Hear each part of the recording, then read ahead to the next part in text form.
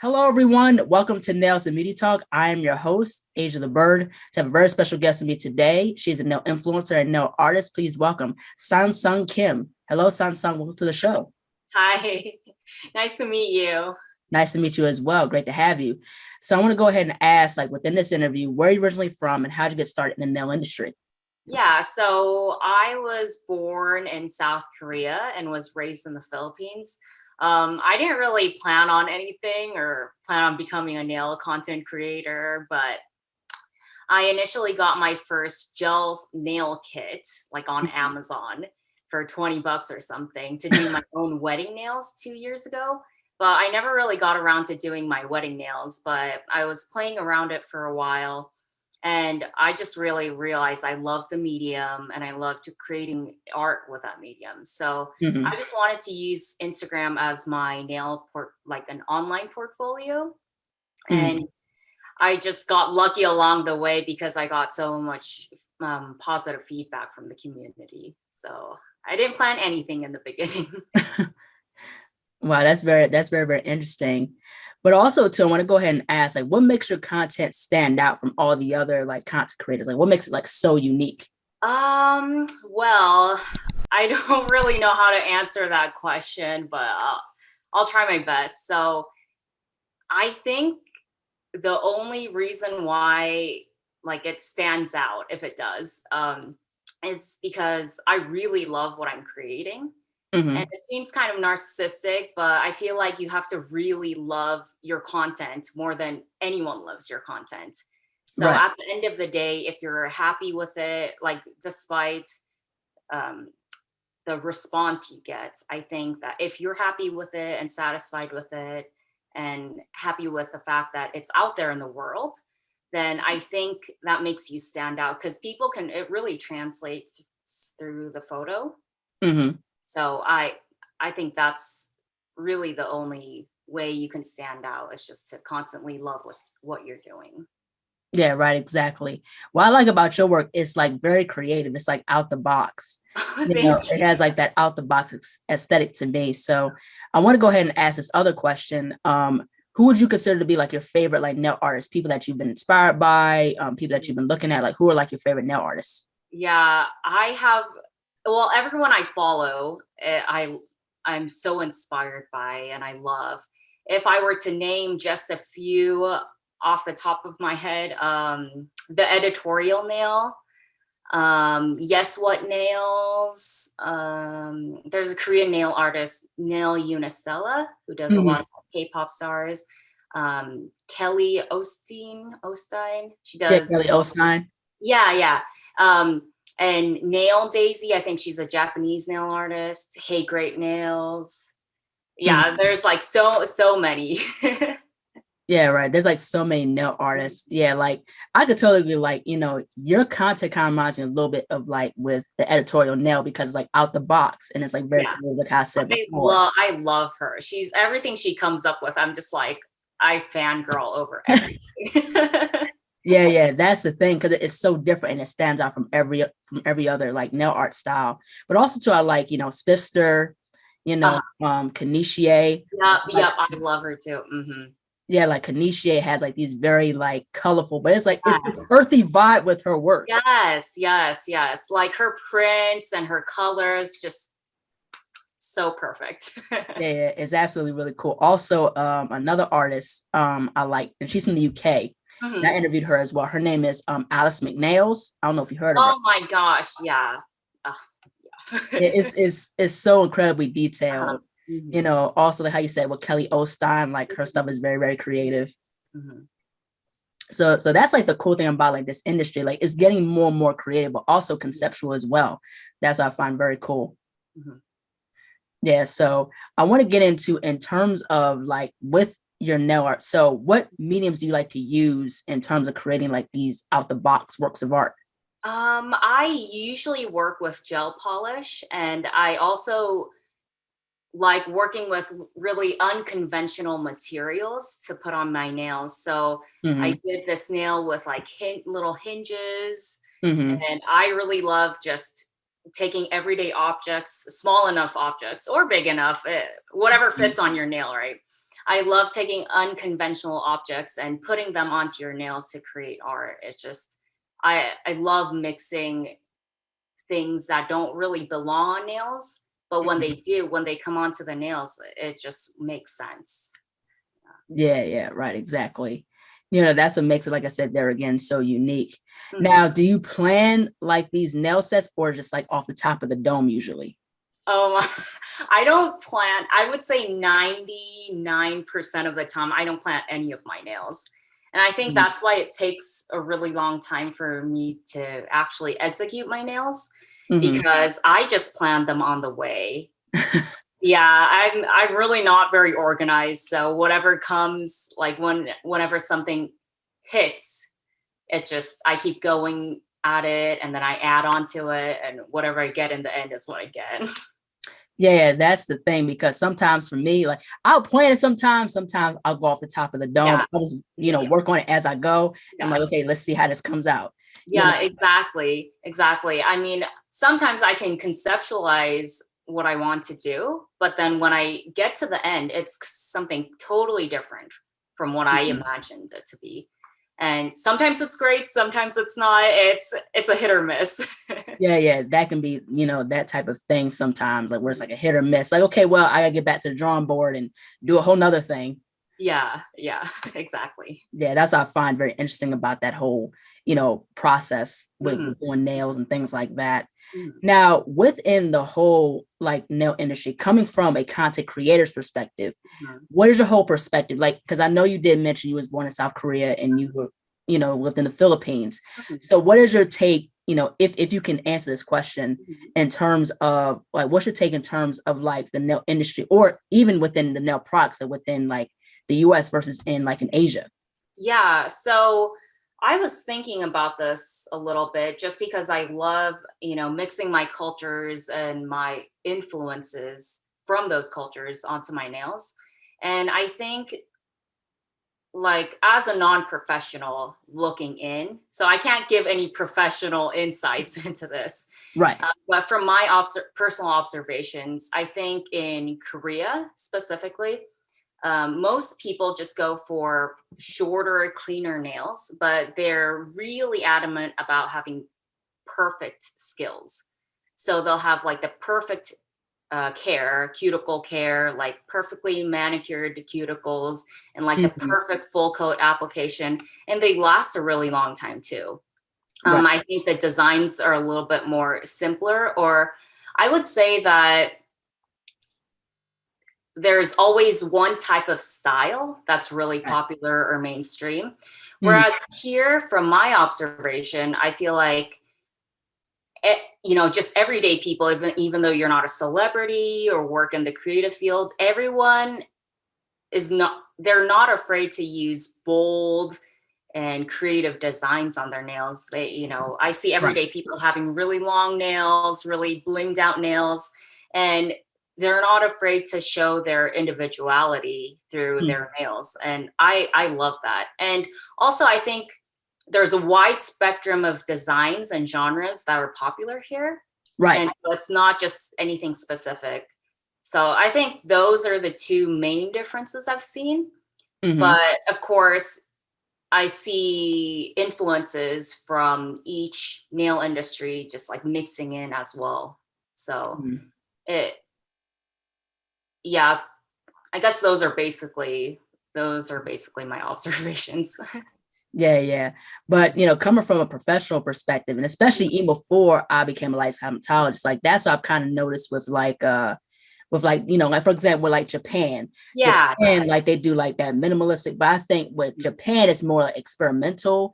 Like they're yeah, not afraid to get into like the over the top nails. Like, you see those like kawaii nails or yes, yeah, cute animals exactly. and stuff like that. And then you've got like, and like how you said with South Korea, like with the nails, it's more minimalistic. For sure. It's more like fashion forward, Yeah, like with in comparison to here in the US, it's way more, like how you said, expressive, more conceptualized. yes, yeah. Yeah, I find that to be very, very interesting. And that's the thing that's so common with like with Asia is that it can be minimalistic more so. They're Mhm. more into like the fashion. So how you said with Unistella. Yes. It's more like, like, and I like with hers, she's like into like nail jewelry. Like she has her own like Yes. nail jewelry, but Mhm. she does like, it's very clean, very Mhm. crisp. Mhm. The cuticle work is very clean. Same thing with like, if you look at Russia, like Yes. Russia's the same way. Like, and their stuff in Europe is over the top. Yeah. Is absolutely amazing. Exactly. But I love that. I love that everyone's doing their own thing. And I Mm. love that they bring in different aspects of what they like into their culture too. And each nail artist is different. So even in Korea, you'll see people who are doing experimental things, Right. but they'll just take it and take their own I spin on definitely want to it. get into in terms of like collaboration. So what has been your whole experiences collaborating, work with different brands? I don't have a lot of experience with collaborations or like editorials just because I'm really picky about it, Mm-hmm. picky about who I work with. But I think the one thing I really like is I'm given certain limitations when Mm-hmm. I'm working with other people or other companies. And, people always say sometimes the best work comes when you have those set boundaries and you have to work within the confines of those spaces. Right. But when you do, you think of things that you would have never thought about. So Mm-hmm. I love doing that. The business aspect of it, I can't really speak for because I am not very good at that. But if I'm allowed to make art and get paid for it and get compensated for it at a fair price, then I love doing collaborations. Yeah. Oh, that's really, really cool. Now, from a content creator's like perspective, being a nail influencer, what is your whole perspective in terms of like with nail education, like from a creative, content creator's standpoint? Nail education, as in like what the professionals provide, or just Not just solely that, but like based on your experience, like how you've learned to do nails, how you've learned certain techniques, that yeah. type of aspect. Yeah, I really feel like the nail industry and people in the nail industry specifically are very generous Mm-hmm. and very, because it takes a lot of time to perfect those skills and to be able to offer that for free. Most of the times I can just go on YouTube or I can look through Instagram and see all of these professionals giving tips and tricks on how to, care for your nails, you know, trim your nails, do designs. And I feel like they're so helpful. So that's what I started out with when I was doing this nail Instagram. I looked at YouTube videos for how to perfect my foundation for the nails so that I can build art on top of it, or what I can use to strengthen my nails and things like that. So I've just had a really positive experience and I'm very grateful. Yeah, yeah. I'm the same way. Like, I looked at YouTube of how to like prep nails or Yeah. different nail techniques. And, I recently took a class and it taught me about nail prep. I was like, oh, okay, this is how you do the nail prep and this is how you make the nails last longer. So, coming from a professional standpoint, I did look at, YouTube videos, stuff like that, but I also tried something professional where, a professional is offering a nail course where they can teach you more Yeah. about okay, this is how you do nail prep. This is about, how you do certain nail techniques, nail art techniques, and things like that. And also coming from a professional standpoint, I think with the beauty industry, I Mhm. do believe that the whole education aspect of it has to be more upgraded to where it's with the current, Yeah. like current techniques, current products, how to do, nail services, that are current. So that's just my whole perspective with that. Yeah, I totally agree with that. You kind of have to, you have your basics and your foundation, but also the trends are constantly changing and Right. you're getting new products, and all these companies are always coming up with all these crazy products that are new and maybe not Mm-hmm. so common. So once those products and, colors and effects come in, I feel like people do need to keep up with the trends because that's what the people are going to want. The audience is going to want. They're going to Mm-hmm. want the newest, trendiest, Right. nail designs or nail products. So I totally agree with that. Yeah, absolutely. And plus too, like with some of these products, it's also educating yourself about these things, because Mhm. it's like, certain products, they can give you like allergies. Yes. Another thing too with, in education, especially in terms of state board, they don't teach you a lot about looking out for certain chemicals, or, Mhm, mhm. understanding like different types of allergies and stuff like that, especially when dealing with certain nail products. Like MMA is an illegal product. Yeah, right. Yeah, exactly. And they don't really teach you that. Yeah, they don't really go too much in depth about it. Huh. You know Okay. what I mean? So, Yeah. so that's the thing. But that's something that's very important, understanding insurance, understanding health insurance, how to open up a business, how to price things. Exactly. That's something Exactly. that's very important. And I also think even for so people like me who are doing their nails at home because of the pandemic, so many people are trying out nails at home, but a lot of the times they don't know what the safe chemicals are. They don't Right. know how to deal with it, deal with certain products, Hmm. or even using the e-file, like how to use the e-file properly without hurting yourself. So I think it is really important for Right. people who are non-professionals to understand those things as well, even though they're not professionals or they're not providing professional services, just for our safety as well. Yeah, right. Exactly. I could totally agree with that. Now, with your nail art, like what gives you like inspiration? Like, where do you take inspiration from when creating like these conceptual works of art? um I love taking inspiration from nature.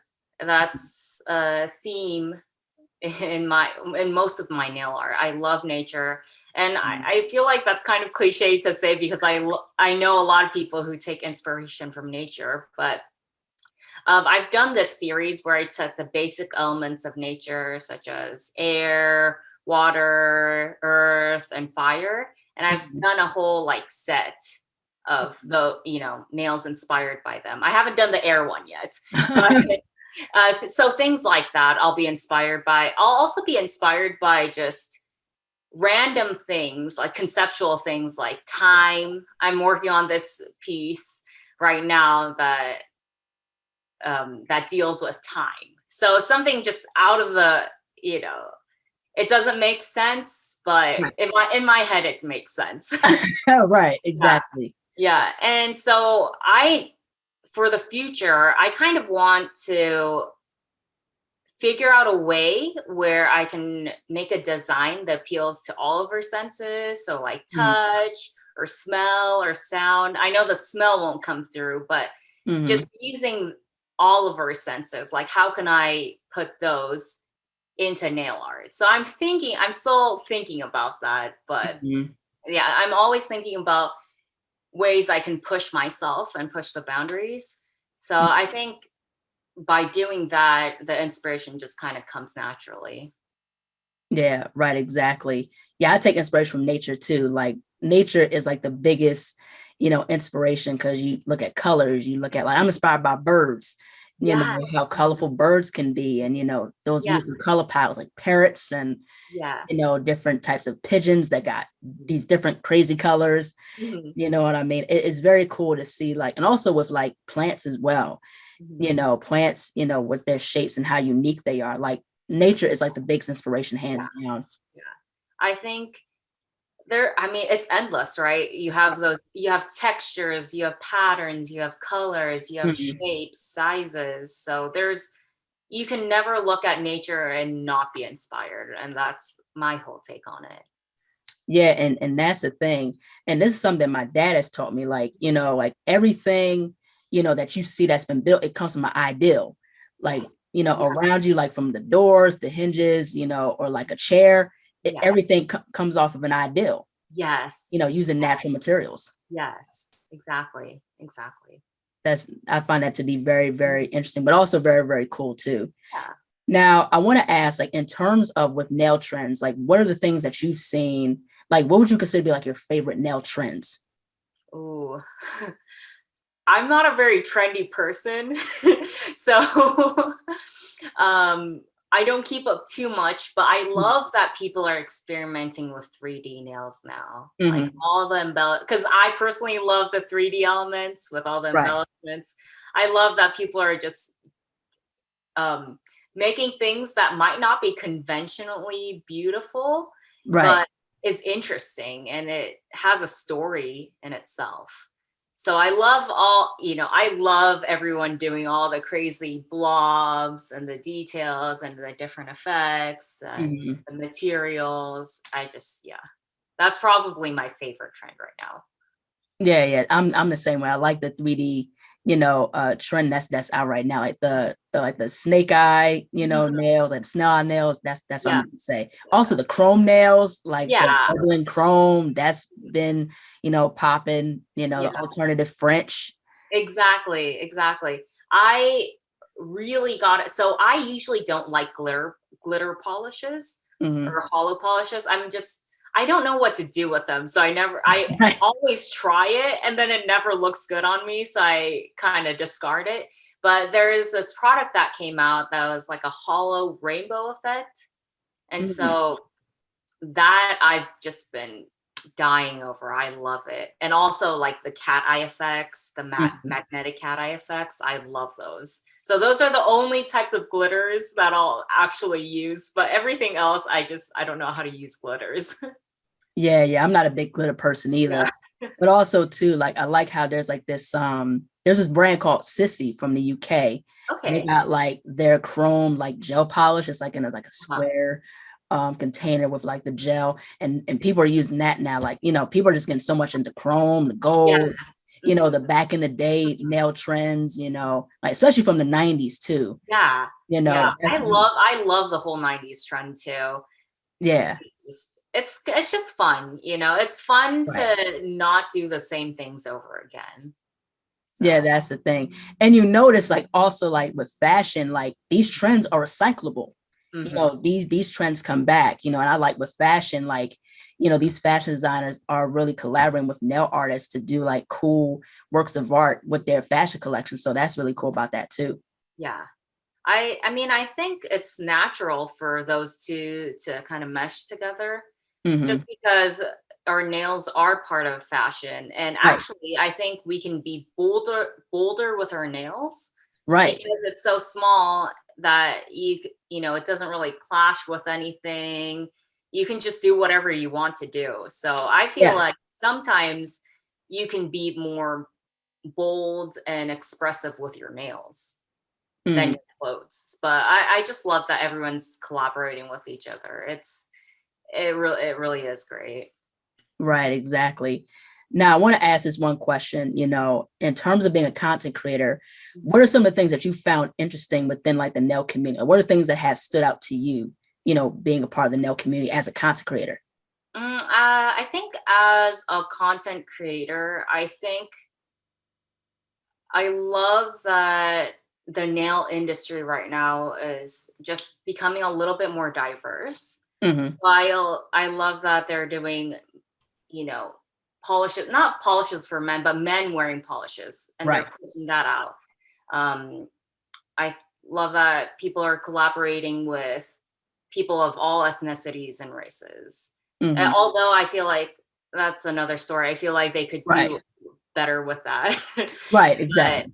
I think it's becoming more common for, not just women, like cisgendered women to wear nail polishes. I love that it's becoming a product for everyone, Right. and like as it should be, Yeah. right? So I love that. I also, like we talked about the educational aspect of it. The nail Mhm. industry is so generous with educating other people. Right. And I also really appreciate that people are starting to really like take care of their nails. Yeah. Exactly. Just putting a focus into nails because I feel like it used to be kind of secondary to whatever else you were doing. Right. But now it has become kind of the main focus Hmm. of people's wardrobe, I guess. Yeah. Right. Yeah. So I like observing those things. Yeah, yeah, I totally agree with that as well because the nail industry has came such a long way, especially like 10 years ago. Yeah. I remember we had like the crackle, polish. Those are terrible. The Those are crackle, so awful. the crackle polish. You had like the pinstripe brush, like nail polish. That's technically coming back because it's with gel.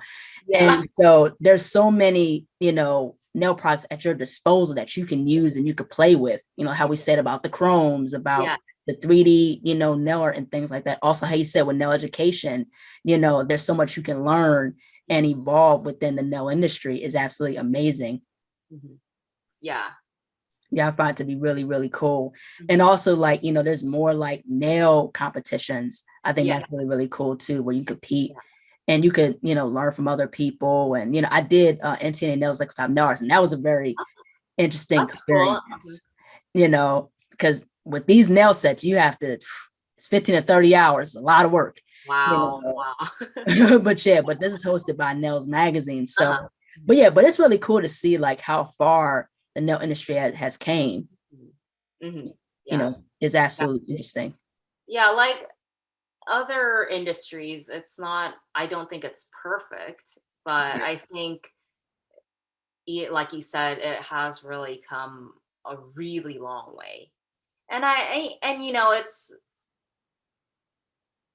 feel like you said, it's more accessible, and I love that everyday people can do these crazy nail art designs because there are tools for it. Right. Yeah, there are tools where it makes it accessible for just everyday people to create art on their nails. So I think that's really encouraging. Yeah, right, exactly. And definitely within the nail industry, inclusivity is very, very important, because everyone comes from different walks of life and they want art in their nails too. They want to be a statement as well. Yeah, exactly. So that's the entire thing with that. Now, I definitely want to shift gears and talk about like mental health. Like, how important is self-care, and especially with, talking about mental health? I think, I've been going through a little bit of a mental health, journey, just because my dad passed away a few months ago. And I've realized that we're in a culture where everything's just go forward, move forward. And even within my own culture, I think we're always told to just keep it down and do your work. And then maybe you'll forget about it, or you'll ignore whatever's going on with your mental health. Right. But after this, very traumatic experience, I think for me, I've been learning how to take care of myself. So giving myself breaks and giving myself just a little bit more empathy than I normally do about, doing work, doing like always being on this hunt for more things, doing more things, earning more or getting forward somewhere. I think it's really important to kind of step back sometimes. And even I think this applies to being a content creator as well. You're so pressured by and no one specifically is pressuring you, but I think you have kind of an internal pressure of being like, okay, I have to post every day, I have to create every day.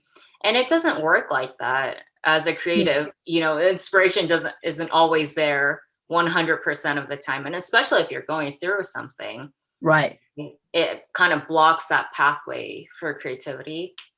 And because art and what we do is such a personal thing, I think if you're struggling mentally, that translates to your art.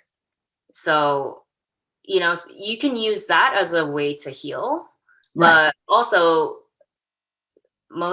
some of the times it won't heal you, it'll just give you more pressure. So I think learning to listen to yourself is really important. It's easier said than done. I'm definitely still struggling with it, but that's kind of my take on it. Yeah, I can definitely agree, because sometimes we don't understand to take a step back or not put so much pressure on ourselves, because I'm the same way too.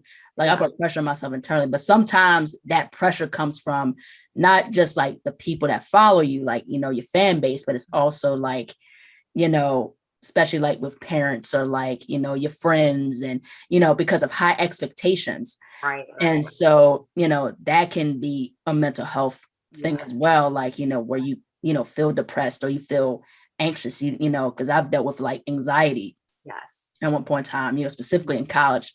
Mhm. But it's very interesting and it's very great to see that within our generation, people are more vocal about mental health and it's not a move on thing. It's Yeah. like, let's talk about this. It's okay to get, professional help. It's Yeah. okay to be vulnerable. Yeah. Exactly. I think that that sense of being open about who you are is really important. Just because in my culture too, like in Korean culture, everything's hush hush. But I see the trends changing where people are talking about, hey, I'm struggling with this. Let's get help. Let's get therapy. And Right. so I love that changing. And I love that here it's much more accessible where you can get help and people are actively talking about mental health issues and raising awareness for it. Yeah, I could definitely agree with that. Now, what advice would you give for someone who wants to be a nail content creator, like who wants to get started, doing nail content? Yeah. I think you need to figure out what you personally want out of content creating. So whether it's for business or for personal pleasure or for your own therapy, speaking Mm-hmm. of therapy, you need to really have a clear goal in your mind before you start so that you don't get too overwhelmed by it all because it's kind Right. of overwhelming. You're sharing something very personal out into this world and you're opening up the doors for all sorts of criticism and like good opinions, but also bad opinions or Right. opinions that can be hurtful. So you really have to focus on it. I would also say it's really important to find your niche and what Right. you're good at and what you like to do. You don't have to be good at it, but just to really focusing on developing your own color. Right. And listening to constructive criticism is really important. Right. So that you understand because sometimes you're so close with your art that you don't really know the flaws in it, although we are our worst critics. Right. There are things that you can't catch, so listening to constructive criticism is really helpful, but not listening to everything, Right. right? Because there's being able to discern between constructive criticism and just hate. That's like a two totally different things. And like I said before, just loving your content, Right. loving your content so much that just having it out there makes you happy and makes you satisfied.